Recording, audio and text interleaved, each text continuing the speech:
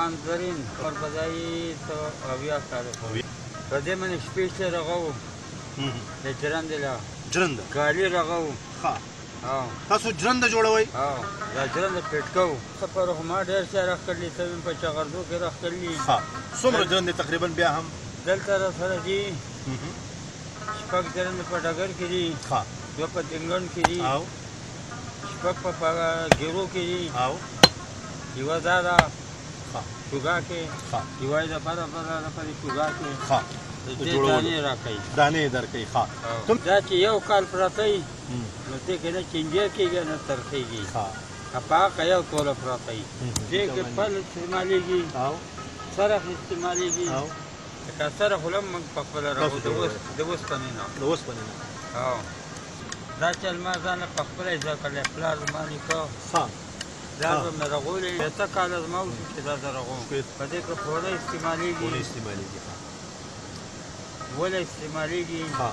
بنج استعمالېږي کم مینوال چې ستا د اواز اوري دا کم شاه زلمي چې ستا اواز اوري د جرندې د وړو په حواله ورته څه پیغام لري څه ورته وایي د جرندې په پیغام ورته دا لرو چې څوک یې وړوي نو هغه ډېر ښکلې وړوي ډېر صفا نه پکې چینجه کېږي نه پکې ترخېږي ډوډۍ باید یې صحیح لکه د چاوده چې خورئ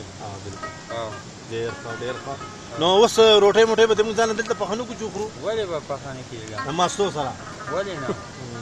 ماما ډېره زیاته مهرباني ډېره زیاته مننه خوشحاله اوسئ الله درله صحت درکړه ډېره مهرباني خوږو مینوالو ماما تاسو ولیده سپین ږیری دی عمر کاله لري او تر شپېتو کالو پورې چې کوم دی لکه شپېته کاله وشو چې دی دا جرندې جوړوي په دې کې کوم اوزار چې کوم استعمالېږي هغه جوړوي نو خوږو مینوالو